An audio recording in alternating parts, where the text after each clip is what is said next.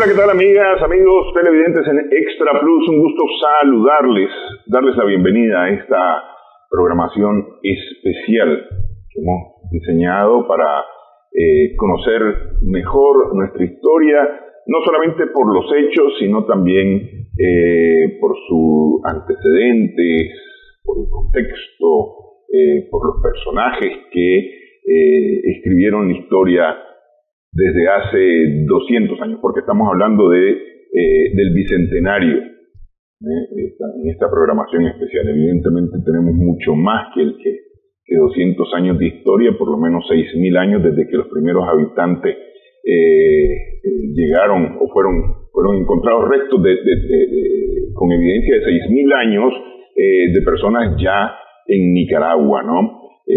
Así que tendremos para hablar sobre 6.000 años. Pero esta vez en esta edición nos vamos a dedicar a un hecho de hace 165 años exactamente, un día como hoy, 14 de septiembre.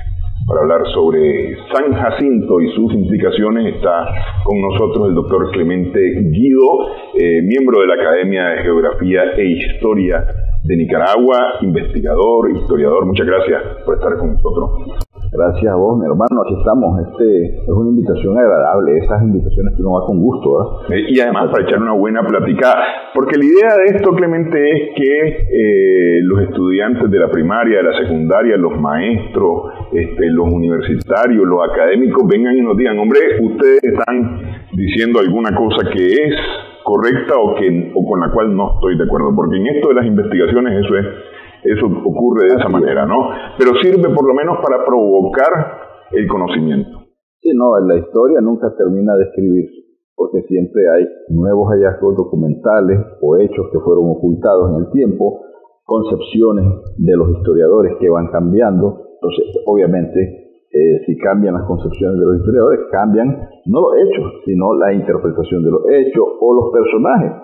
Te voy a dar un ejemplo sencillo a nuestros hermanos televidentes también. La mujer y las personas de origen afrodescendiente son ocultas en la historia. O sea, no se les da participación en la historia.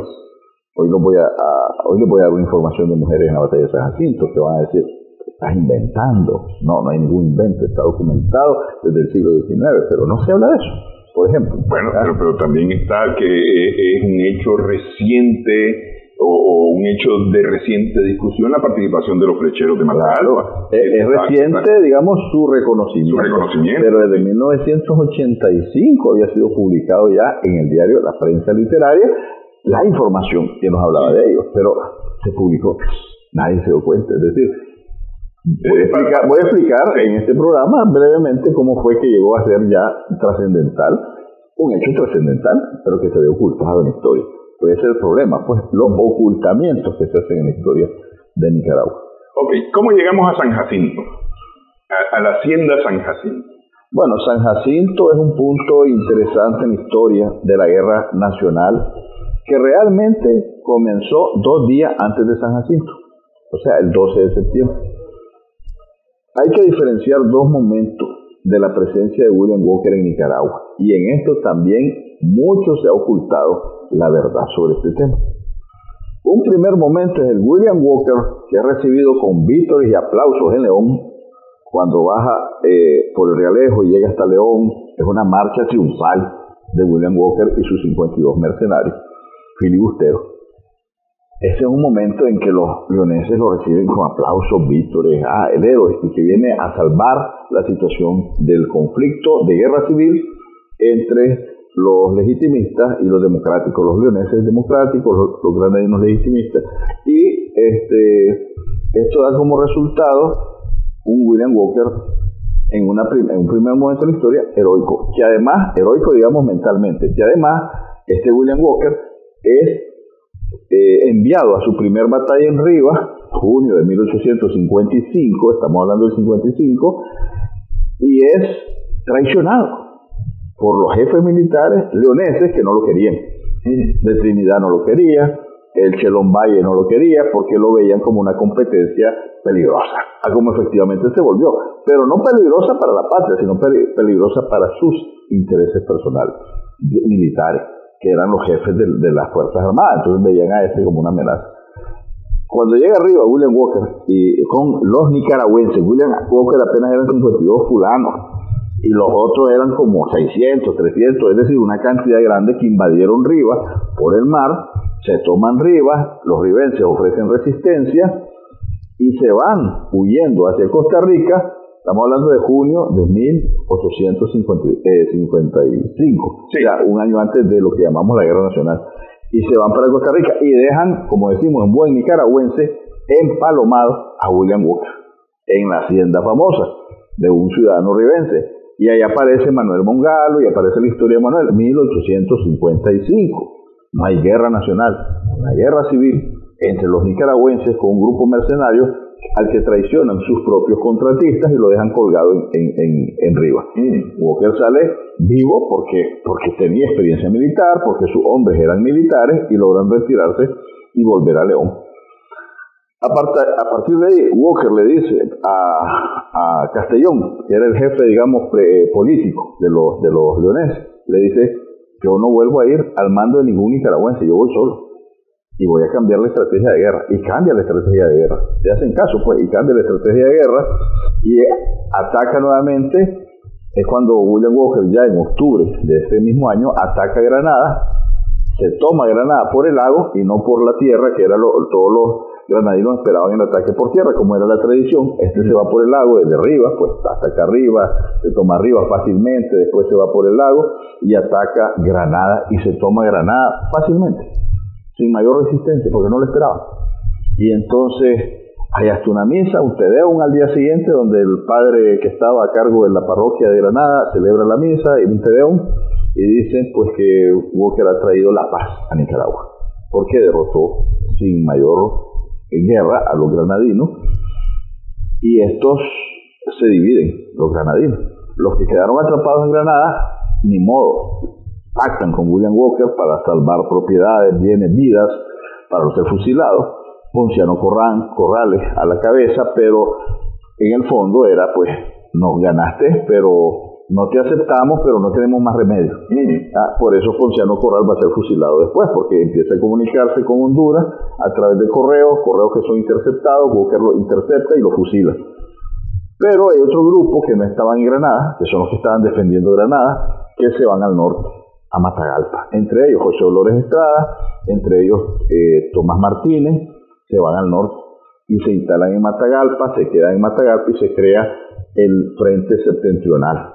Ese Frente Septentrional no es leonés, es granadino, pero no están con la alianza que se hizo con William Walker, o el reconocimiento que se hace William Walker desde octubre de 1855. Es la resistencia, digamos. Es una resistencia patriótica que no tiene mayores armas, pero que están ahí y que van a recibir apoyo de Centroamérica, que son los que van a recibir apoyo de Centroamérica. Estos se quedan allá. Ahí es donde aparece San Jacinto. O sea, la explicación es para llegar al punto de que después, en 1855, se declara a William Walker jefe del ejército de Nicaragua. Único jefe del ejército de Nicaragua.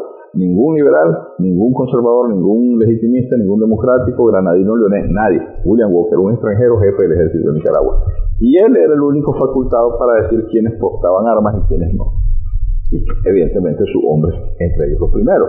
Manda a traer más norteamericanos del sur de Estados Unidos, Walker, y se amplía ese ejército de extranjeros en Nicaragua. O sea, hay una paz basada en las armas extranjeras de William Walker y sus filibusteros, pero es una paz entre comillas.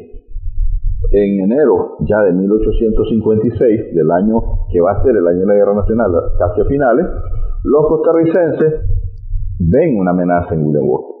No lo reconocen, ni reconocen la presidencia de Patricio Rivas, y se invaden Nicaragua, los costarricenses. En el contexto estrictamente jurídico, en el contexto estrictamente de análisis, digamos, de el derecho, la invasión de Costa Rica no era legítima, porque este era un país que estaba en paz, tenía un presidente, había ganado una guerra y había nombrado un jefe militar que era Walker, ok, pero en ese contexto no era legítima, pero en el contexto ya del análisis político, de lo que iba a suceder, de lo que estaba pasando, era correcto. Pero los ticos resultan ser derrotados sobre todo por la peste del cólera que va a diezmar el ejército de Costa Rica y lo va a mandar de regreso a Costa Rica con el cólera a una mortandad de costarricenses. Por eso Costa Rica no aparece más hasta el otro año, hasta el 57, sí. Así es, y vuelven a atacar por Rivas y todo lo demás.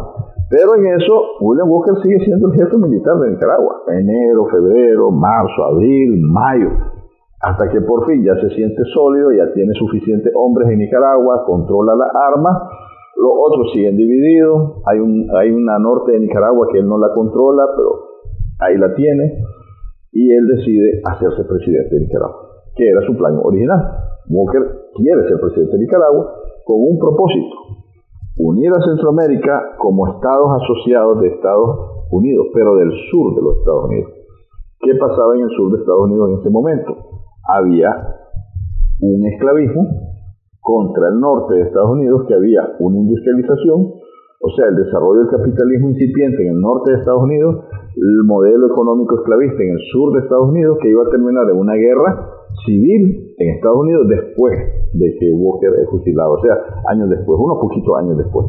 Pero, volviendo al 56, cuando Walker decide hacerse presidente con el fin de restablecer la esclavitud de Nicaragua, que había sido abolida después de la independencia por la Federación Centroamericana, y obviamente anexarnos o hacerse por lo menos estados asociados del sur de los Estados Unidos, para conseguir 5 votos más a favor de la esclavitud en el Congreso norteamericano. Ese es el gran plan de Walker. Él está claro de lo que quiere. Los que no estaban claros de lo que él quería eran los nicaragüenses, que lo trajeron y después los que lo aceptaron, y después los únicos que salen como limpios en esta historia son los del norte. Los que estaban en el norte, que eran liderados por Tomás Martínez, José Dolores Estrada, que era coronel, y en ese contexto, cuando él ya toma el control, entonces los leoneses declaran a Walker traidor. Es traidor porque el objetivo es que no fuera presidente, que fuera simplemente el hombre de las armas. Entonces ahí voy a lo siguiente. ¿Por qué era el pleito que se tenían leoneses y granadinos? ¿Cuál era el asunto? Sí, el poder y la definición del Estado de Nicaragua. Entonces, eso nos lleva hasta la independencia.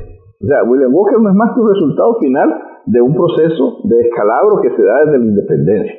La independencia llegó a Centroamérica y a Nicaragua sin aviso y sin quererla. Es prácticamente un asunto de empuje.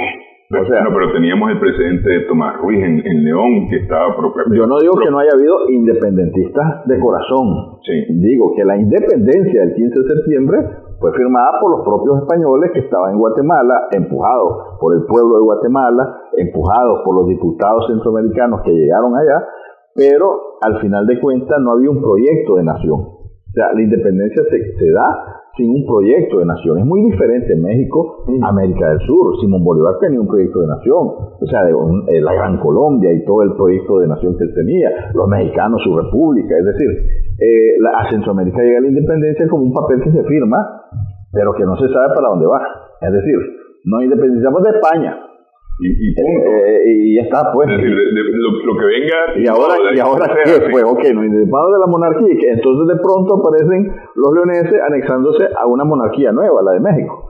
Católica, monarquía católica, que decía, bueno, pues, en España ya no, pero monarquía siempre.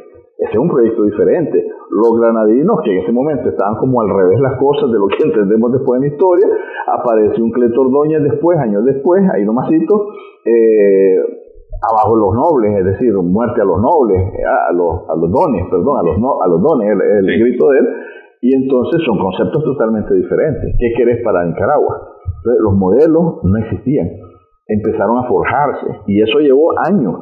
Pasamos por la Federación Centroamericana y guerras civiles, cantidades de guerras civiles, asesinatos de líderes políticos, de jefes de Estado, hasta llegar a ese momento, en 1854, un año antes de que viniera Walker, cuando el líder granadino Fruto Chamorro decide crear una constitución política y la crea. Pero el problema no es la constitución política. El problema es que para crear esa constitución política, él había mandado al exilio prácticamente a su oposición, que eran leoneses. Sí. Los había echado presos, los había mandado al exilio, y firma la constitución, entonces la firman solo ellos. Entonces los otros la rechazan y dicen, no reconocemos esa constitución, y él, en base a esa constitución, se hace presidente de la República, Fruto Chamorro. Aquí viene una discusión. ¿Quién es el primer presidente de la República de Nicaragua? Tradicionalmente se dice Fruto Chamorro, otros decimos no. ¿Por qué? Porque esa constitución, en historia del constitucionalismo en Nicaragua, no es reconocida, es no nata, o sea, no nació. Entonces, si no nació, no pudo generar derecho, no pudo generar un presidente. Así Fruto Chamorro se ha llamado presidente, no lo fue, porque fue negada. Y en 1857, cuando es derrotado William Walker, lo paradójico, lo triste de esta historia, es que aquella constitución del 54 fue ratificada casi en su totalidad. De todos modos. De todos modos. De todos modos. Y entonces se eligió al nuevo presidente, Tomás Ruiz, al primer presidente de la República de Nicaragua, con esa constitución. Okay. Y al final, si lo analiza, es igualita a la del 54. Ok, entonces la famosa República de Frutos Chamorro no fue tal república. No nació, digamos, constitucionalmente, no se dio.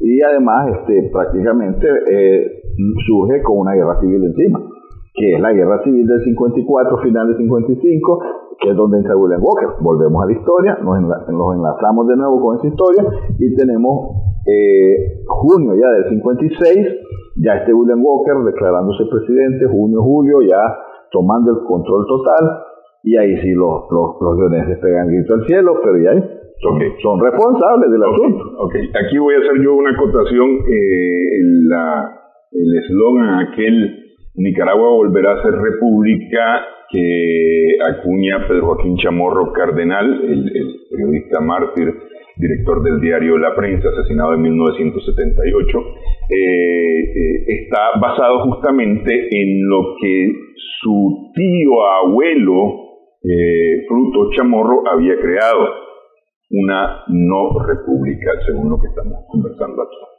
Bueno, hacemos una primera pausa. Es tradición, o se ha vuelto una tradición de los nicaragüenses, llamar a un extranjero para resolver. Esa era la forma de resolver los asuntos internos, llamar a un amigable componedor, digamos. Vamos a hacer la pausa, regresamos en breve en esta edición de Sumando Bigotes.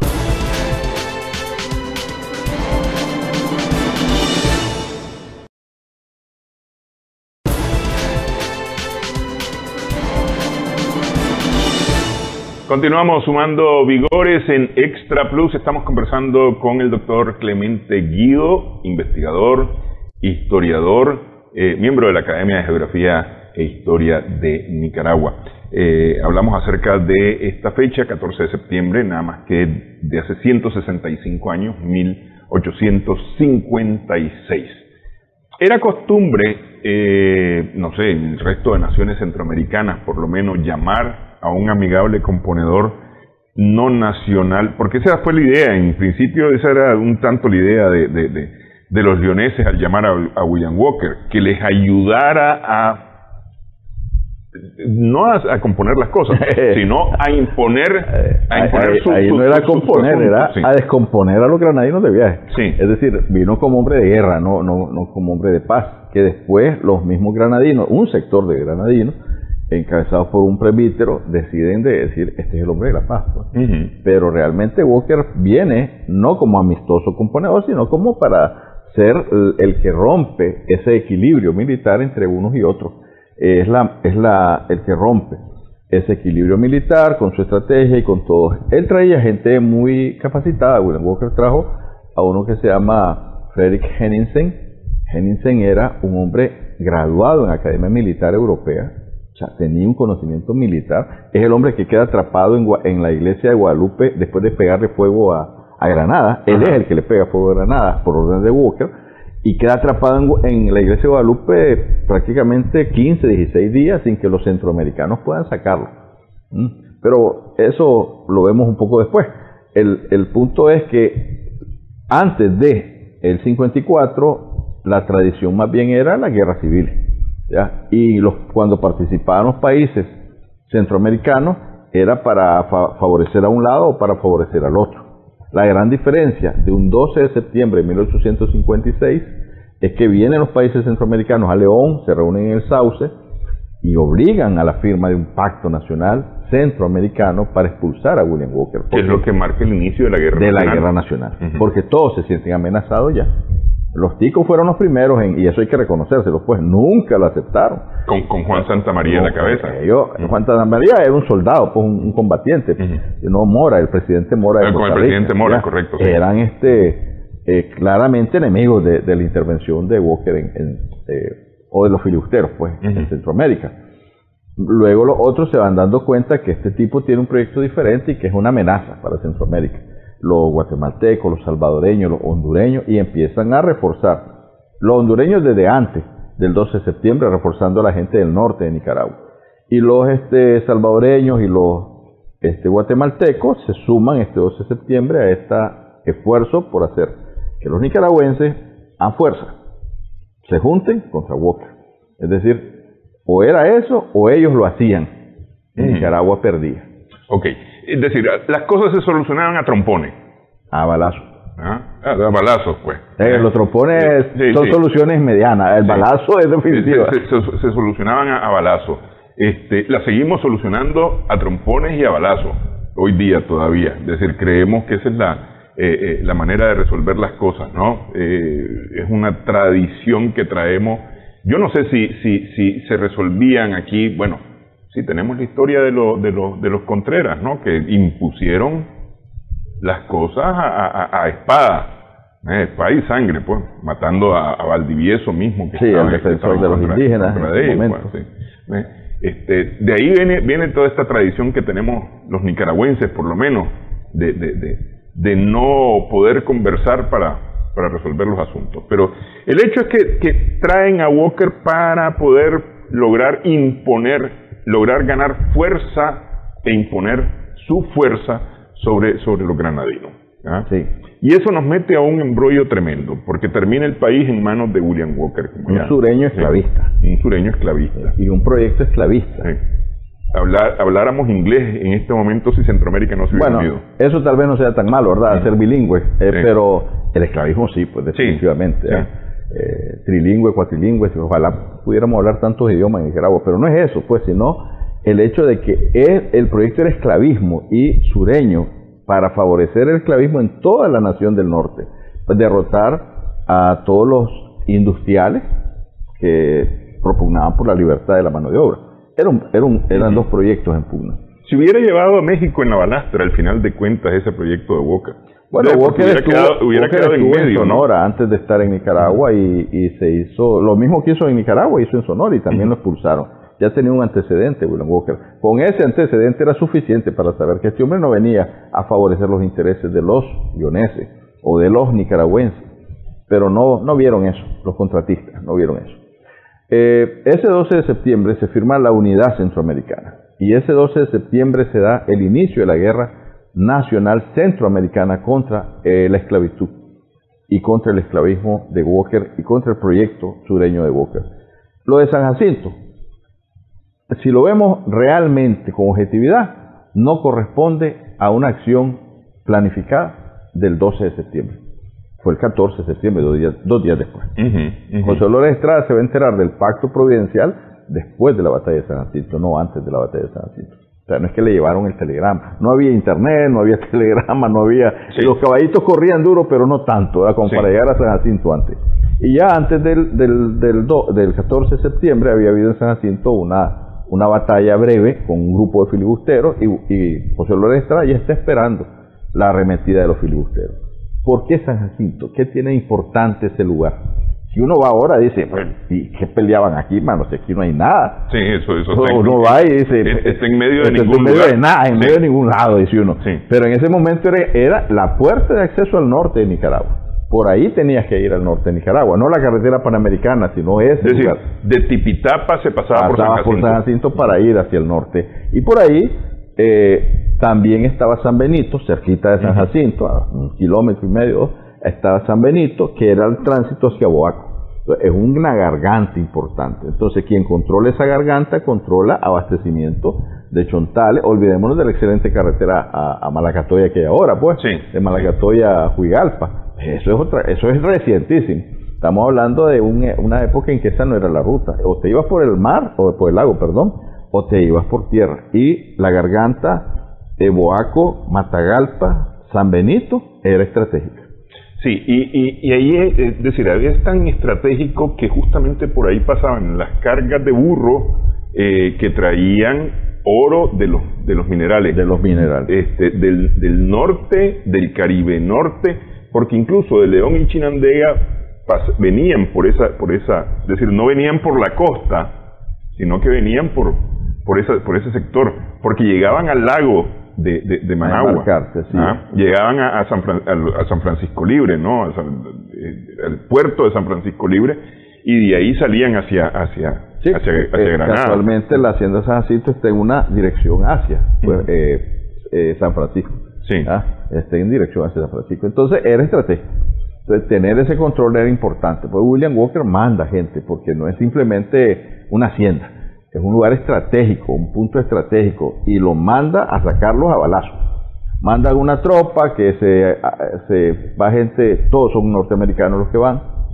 Esa sí es una casualidad histórica, casi providencial, de decir, eso sí fue el primer combate absolutamente norteamericano versus nicaragüenses en un punto de esa guerra que iniciaba. Prácticamente la guerra nacional inicia con San Jacinto, aunque en la mentalidad de los que estaban en San Jacinto ellos seguían siendo el sector, digamos, legitimista. O sea, ellos no eran exactamente un grupo nacional, sino que todavía se consideraban los otros, los que habían sido derrotados en Granada, pero sostenían el norte. José Olores Estrada dirige un grupo legitimista en San Jacinto, y este grupo legitimista se alza con la victoria. Podemos hablar de los detalles de esa batalla. Fundamental la presencia de 60 combatientes indios Matagalpa. ¿Ya? Cuando decimos flechero no significa que combatieron con flecha. Ellos siempre usaban su flecha, eran expertos en el uso del arco y la flecha. Pero antes de San Jacinto, 100 indios Matagalpa habían sido enviados al Golfo de Fonseca por Tomás Martínez a recoger 300 fusiles que estaban siendo entregados por los amigos centroamericanos para la gente en rebelión en el norte de Nicaragua. Que eso han de haber venido del Salvador, muy probablemente. Salvador, sí. Ahorita no recuerdo el detalle, pero específicamente era enviado por uno de los presidentes para armar a la gente del norte. Y Tomás Martínez, ¿a quién envía? Envía 100 indios Matagalpas a recibir ese cargamento. ¿Vos crees que 100 indios Matagalpas iban a ir enviados sin conocer el uso de las armas? Obviamente tenían que saber qué era lo que iban a ir a traer. Y lo llevan a Matagalpa, y de esos 100 hombres van a sacar, probablemente de ahí salieron esos 60 que mandan de refuerzo a San Jacinto, refuerzo militar a San Jacinto. Imagínate que se calcula que eran 160 nicaragüenses. Pero estos ya llegan con el acuerdo del 12 de septiembre. Es decir, no creo, es que yo insisto, no creo que estén tan enterados de ese acuerdo. Se da en el contexto histórico del acuerdo, pero no creo que la mentalidad de ellos haya sido la del acuerdo. La mentalidad es defender una posición que evita los Matagalpas no llegan como parte del acuerdo. No, los Matagalpas llegan como un refuerzo de la hacienda de San Jacinto enviados por Tomás Martínez. Porque los indios Matagalpas eran aliados absolutos de este grupo que estaba en las montañas. Más, muchos de ellos anduvieron, cuando se da la primera etapa de William Walker y hay persecución contra ellos, muchos de ellos anduvieron escondidos en las comunidades indígenas. Ahí se escondieron, en las comunidades indígenas, que eran impenetrables. Los indios Matagalpa son un elemento importantísimo. En la batalla de San Jacinto combaten hombro a hombro con los demás. ¿Ya? Sus jefes no son indios Matagalpa, sus jefes son mestizos o son blancos de León. Por ejemplo, el jefe de todos ellos, el que llegó al mando de la tropa de indios Matagalpa, era Francisco Sacasa, ¿ya? Que es herido en la batalla de San Jacinto. Y José Olores Estrada no lo menciona en el parte de guerra, para nada. Por lo menos en el primer parte. Algún traido se tenían. Ya. Sí. Es que justamente ahí es donde se mira el asunto, pero es decir, se miran dos cosas. Primero, las diferencias granadinos-leoneses, ¿no? En ese hecho de no mencionar. Él era leonés. Pero se mira el hecho también, es decir, ya un granadino y un leonés peleando por una causa común. Correcto. Sí, porque también hubo leoneses que tampoco aceptaron a Walker. Ahí se cruzaron al bando, digamos, de los del norte. Sí. Este momento en que llegan estos hombres, van Francisco Sacasa y el capitán Alegría, Carlos Alegría, que llegó a ser un gran hombre en Nicaragua después de la batalla de San Jacinto, que estuvo en San Jacinto y fue herido antes de San Jacinto y después estuvo en la batalla de San Jacinto. Él es el que dice en una carta, años después, la llegada de los indios Matagalpa, con Francisco Sacasa a la cabeza, y menciona a los jefes militares. Y entre los jefes militares menciona a un Vélez, Miguel Vélez, menciona a otro de Granada, un Marenco, y menciona a un Cisne, y estos tres sí son mencionados en el parte de guerra de José Dolores Estrada. Y los menciona como, por ejemplo, Cisne, él dice, yo le di la orden de atacar por el flanco izquierdo a los filibusteros, y esa orden fue la que le dio la victoria a él. Y este Cisne aparece como jefe de indios flecheros. O sea, que son los indios flecheros los que atacan por el flanco sur, según el parte de guerra del mismo José Dolores Estrada. Lo que pasa es que José Dolores Estrada no dice que los indios flecheros. ¿Por qué va a decir eso? Para eso todos son soldados y son jefes de soldados. El capitán Cisne ataca por el flanco izquierdo y ya está, no va a decir iba con los indios flecheros. ¿Y por qué va a hacer esa diferenciación? No tiene por qué hacerla. Entonces, por eso es que no aparecen nombrados en el parte de guerra, en los dos partes de guerra, no aparecen nombrados, porque no hace falta nombrarlos, simplemente ahí están, ellos son. Y él dice, como acostumbrados y valientes, dice José Dolores Estrada, cuando habla de esa tropa que fue a atacar por la izquierda, que es la que le da la victoria a San Jacinto, porque los tenían mal. Ahora, hay dos grandes investigadores, el doctor Patrick Werner, que en paz descanse, un norteamericano nicaragüense, que dio incluso la vida de uno de sus hijos en la defensa de la Revolución de Nicaragua. Patrick Werner murió hace 2 años atrás. Él junto con Edgar Espinosa Pérez, un arqueólogo nicaragüense de Boaco, juntos hicieron una investigación sobre la batalla de San Jacinto desde el punto de vista de la arqueología. Y ellos llegaron a conclusiones sorprendentes. Por ejemplo, investigaron cuántas balas había en las paredes, porque ahí estaban todavía, muchas de ellas, y cuántas evidencias arqueológicas había en el suelo, etcétera, etcétera, a pesar de los años. Y una de las conclusiones que ellos llegaron es que efectivamente la batalla no duró tanto tiempo, ya que fue rápida. Y eso coincide con el informe que da William Walker, no el José Dolores Estrada, sino William Walker, que dice que hubo 2 descargas de los nicaragüenses. William Walker escribe sobre la batalla y él habla de que hubo 2 descargas, que en la primera él llevaba 4 jefes militares, y en la primera cayeron 2 de los 4 jefes militares, y en la segunda cayó otro. O sea que solo le quedó un jefe militar en menos de 30 minutos. Porque José Dolores Estrada tuvo la inteligencia de esperar hasta el último momento para dejar ir la descarga. Porque acordate, aquellos traían revólveres de recién fabricación en Norteamérica. Estos tenían apenas algunos tenían un revólver que otro, pero la mayoría tenían unas armas que eran de repetición, de mecha. Tenías que encender la mecha, echar la pólvora, poner el plomo y después volver a cargar. Imposible. Un ataque como el que iban a recibir, imposible. Entonces él esperó hasta el último momento. Cuando ya los vio en las narices, disparan la primera carga. Vuelven a cargar, aquellos quedan desconcertados porque no esperaban esa descarga tan fatal para ellos, que se le caen 2 jefes militares, y en la segunda descarga vuelven a arremeter contra los que iban adelante. Probablemente entre una descarga y otra es que aparece Andrés Castro, y no solo Andrés Castro. José Dolores Estrada menciona a Andrés Castro, pero él mismo dice, y otros. O sea, seguro que en lo que otros cargaban, a pedrada, brother, porque había que detener a los que habían sobrevivido y seguían adelante. Entonces yo supongo que la pedrada de Andrés Castro y de otros fue en el momento de la preparación de la segunda descarga. Lo que pasa es que, claro, esta es una tropa ya entrenada, es decir, la tropa norteamericana es una tropa entrenada, trae experiencia de guerra, trae mejor armamento, el hecho de que traigan revólveres, pero incluso traen bayonetas puestas en sus fusiles. Para el combate, cuerpo a cuerpo.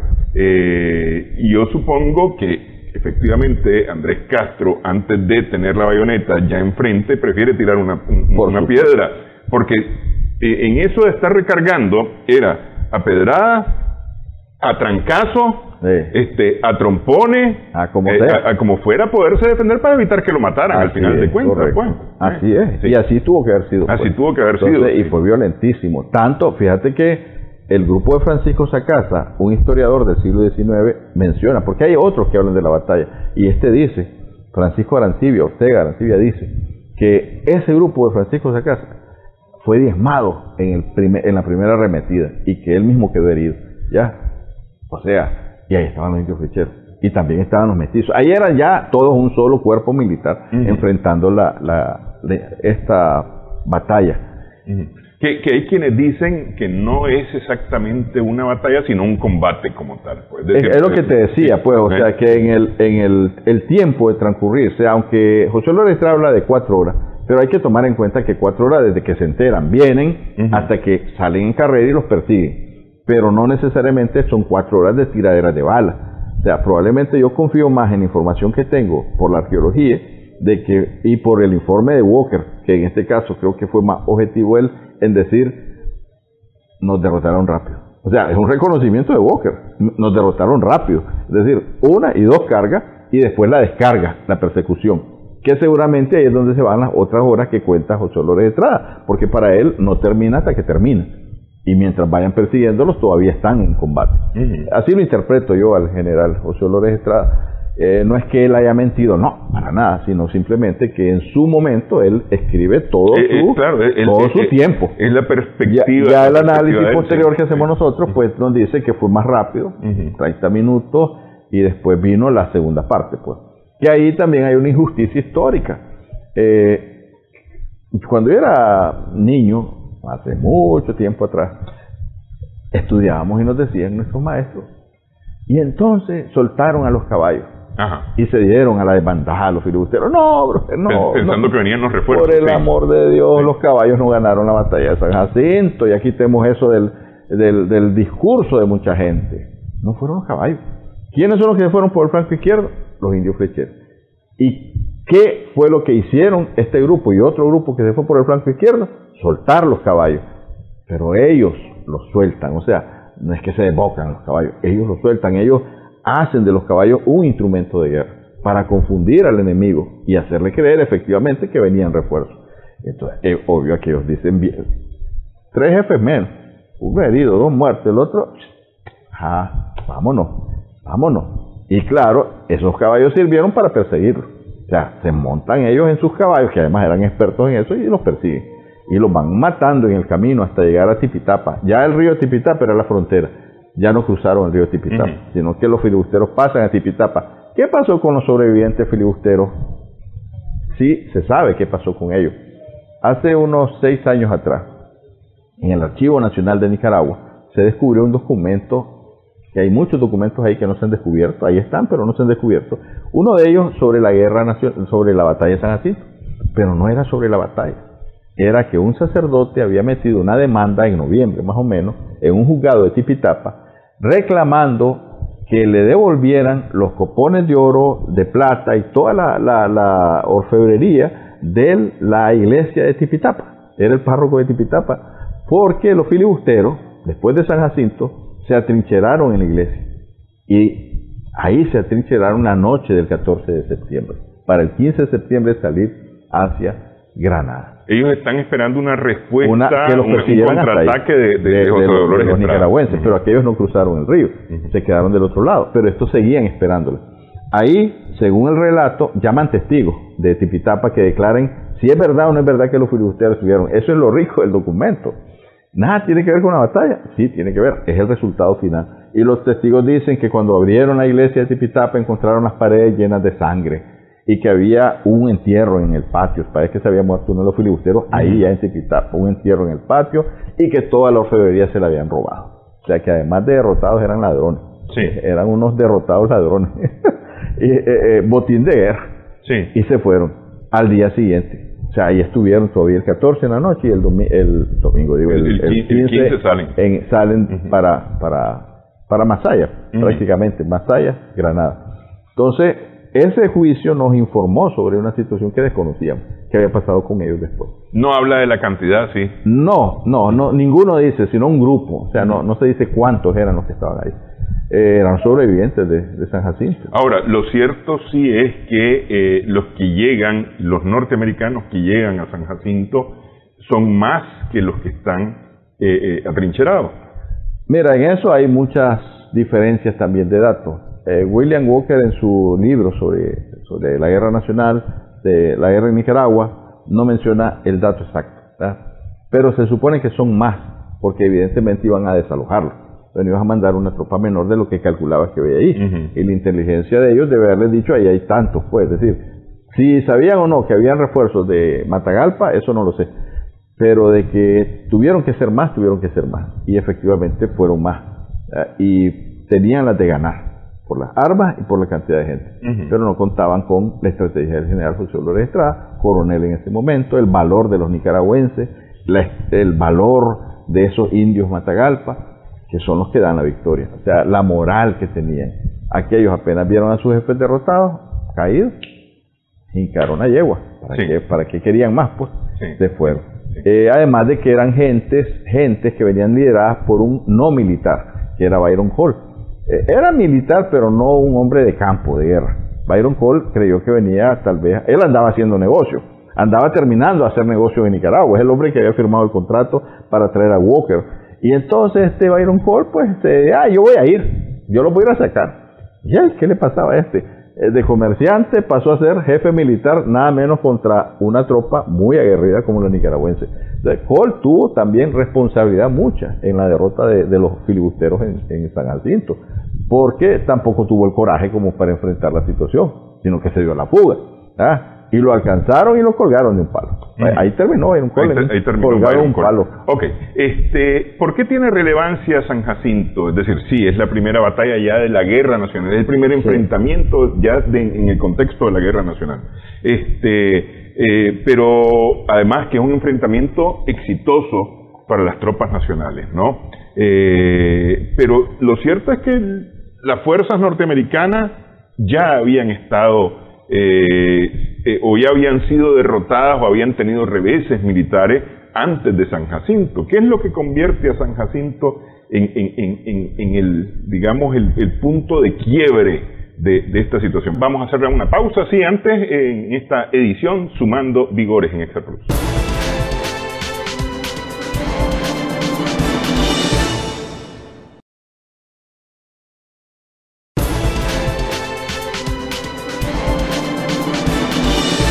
Continuamos sumando vigores en Extra Plus este 14 de septiembre, 165 años después de San Jacinto.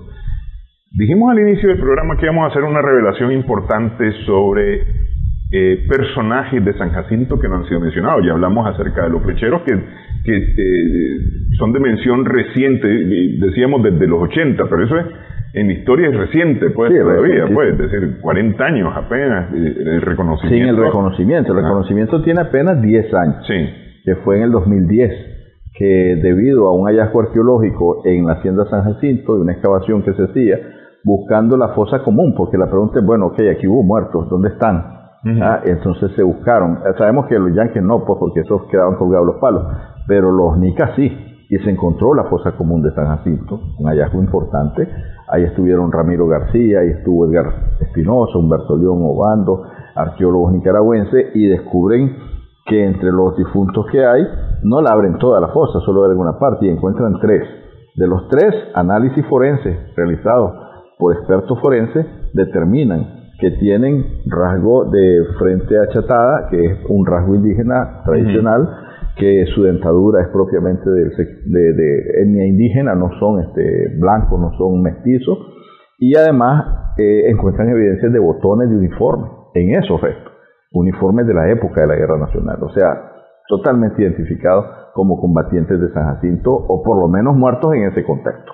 ¿Ya? Y la conclusión, después tomando a Carlos Alegría, capitán, y después con un rango mayor en la historia, se llega a la conclusión, estos son de los combatientes de San Jacinto, y es la prueba física de indios flecheros en la batalla de San Jacinto, muertos, además muertos a balazos. Sí. Los que aparecen ahí están muertos como combatientes. Como combatientes. Sí. Entonces, ya de ahí se hace el reconocimiento, la Asamblea Nacional de Nicaragua escucha a Eddie Kiel, a Clemente Guido, su servidor, a Edgar Espinosa. Vamos a la asamblea, les mostramos nuestras evidencias, nuestras pruebas, les decimos, declaren los héroes de la batalla de San Jacinto.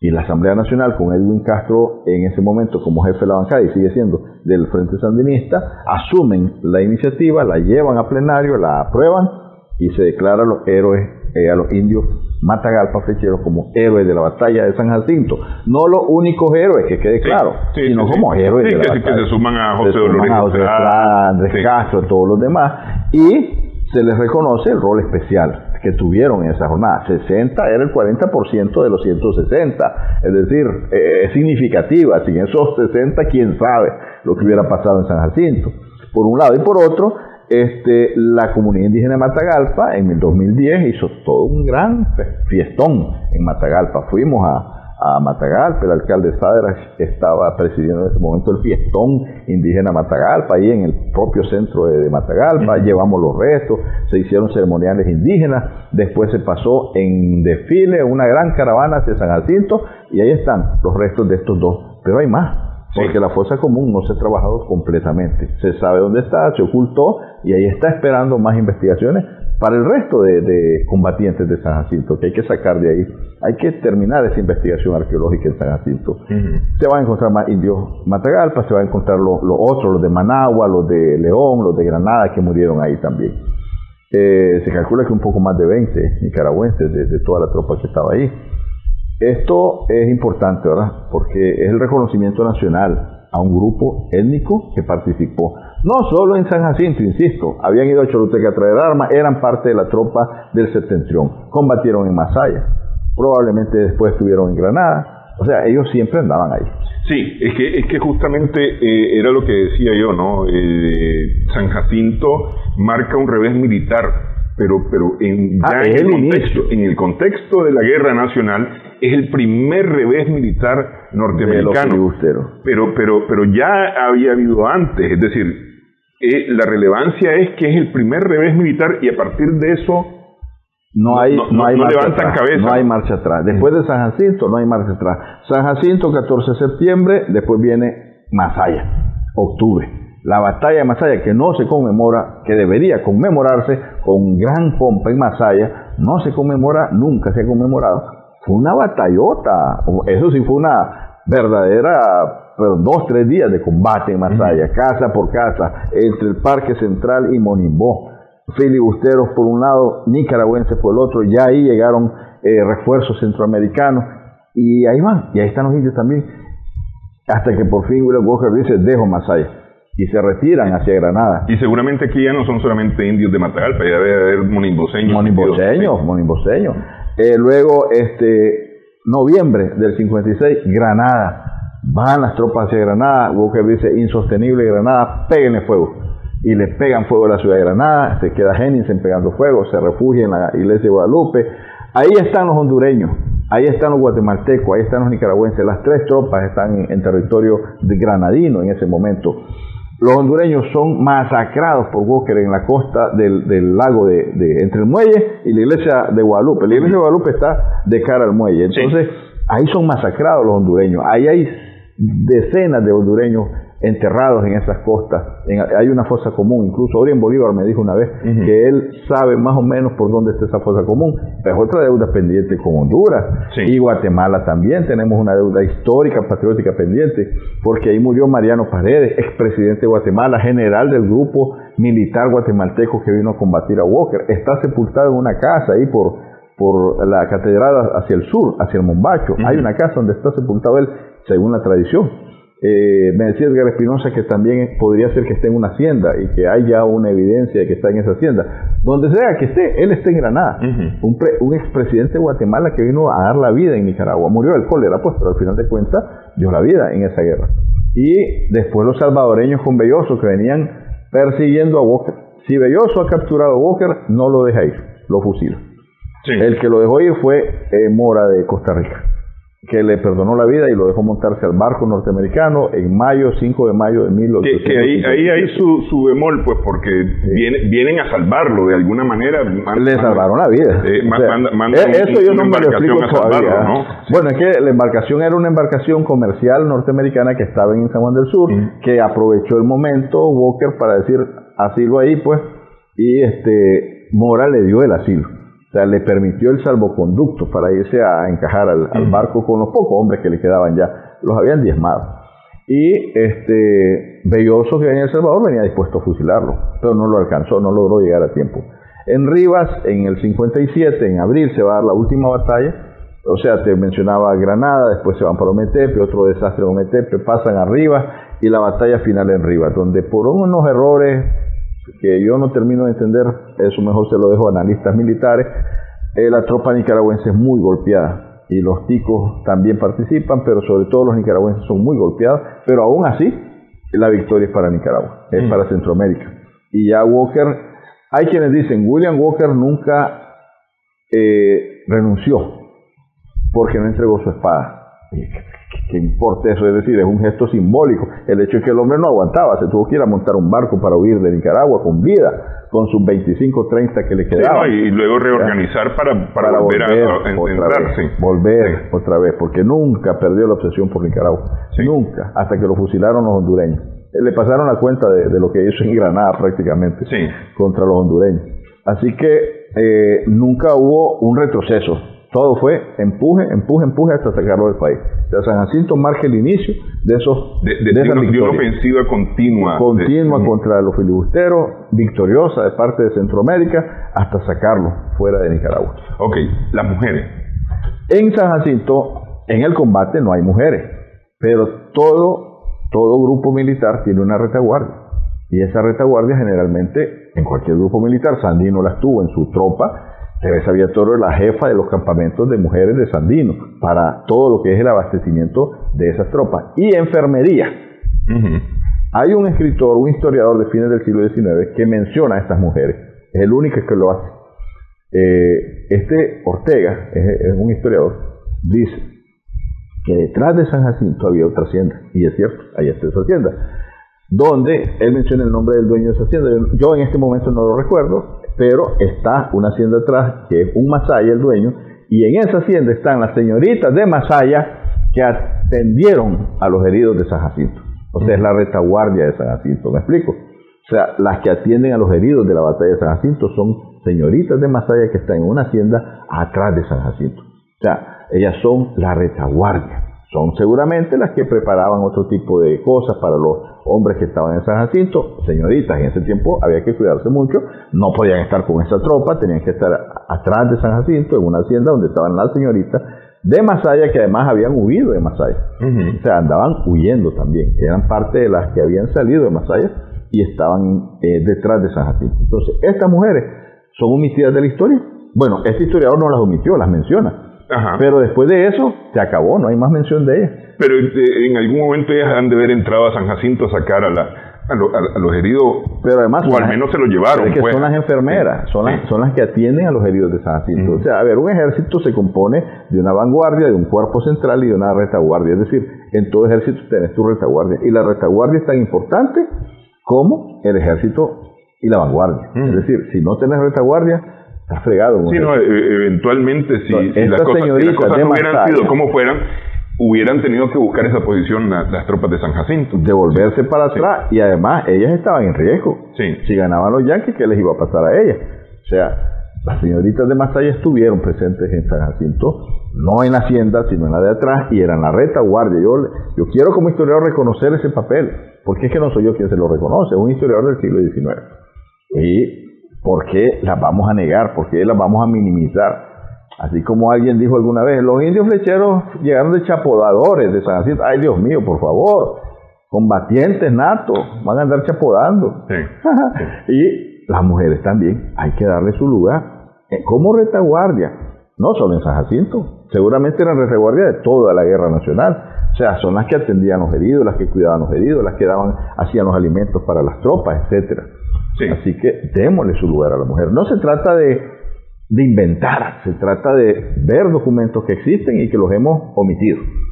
Simplemente los hemos omitido. Un delito, más bien que un delito, no puedo decir ni pecado ni delito, voy a decir una omisión, como dice el doctor, nuestro querido Aldo Díaz, ¿verdad? Omisiones históricas. Sí. Que no se deben de permitir. Sí, por eso es que la historia es dinámica, es resultado de la investigación permanente. Seguramente si este programa lo repetimos el próximo 14 de septiembre tendremos datos nuevos. Si se abre la fosa común, tal vez encontramos cosas nuevas, sí, que nos digan otra cosa, algo más nuevo, diferente, que nos aporte. Así es la historia. Sí. Ok, estos libros son de la colección Bicentenario. Colección Bicentenario de la alcaldía de Managua. No sé si puedo enfocar de alguna manera esto. Aquí tenemos la número 1. Vamos a ver si nos apoyamos ahí con la cámara. Ahí está. Esta es la número 1. Movimientos preindependentistas en Centroamérica, 1811-1821, de mi autoría. Aquí hablo un poco sobre esos movimientos antes de la independencia de Centroamérica, Granada, León, y un documento que encontramos en Guatemala, que es parte de un juicio contra los que se alzaron en Granada en 1811 y 12. Yo lo integro aquí, ese documento, porque es muy interesante. Es una especie como de narrativa ficticia, pero basada en esos hechos reales, descubierto en Guatemala en el español de esa época. Okay. El ejemplar número 2 de esta colección nueva que la alcaldía de Managua está publicando y circulando es el Acta de Independencia de Centroamérica de Jorge Lardé y Larín. Él en 1953 presentó este trabajo analizando el Acta de la Independencia como para ingresar a la Academia Salvadoreña de la Historia. Es su monografía, digamos, de ingreso a la Academia de Geografía e Historia, o Salvadoreña de Historia que se llama, y nosotros lo hemos retomado como parte, porque consideramos importantísimo analizar el Acta de la Independencia. El número 3 es un excelente trabajo del doctor Armando Zambrana Fonseca. La número 3 se dedica a Rubén Darío en Centroamérica. Si vamos a hablar del bicentenario de la independencia, hablemos del gran prócer de la independencia cultural, héroe nacional, Rubén Darío, en Centroamérica. Entonces, Armando trabaja todo el tema de Rubén Darío en Centroamérica en este libro, que como puedes ver es el más grueso de todos, propio de Armando. Sí, justamente este fue el tema que estuvimos conversando a propósito de Azul.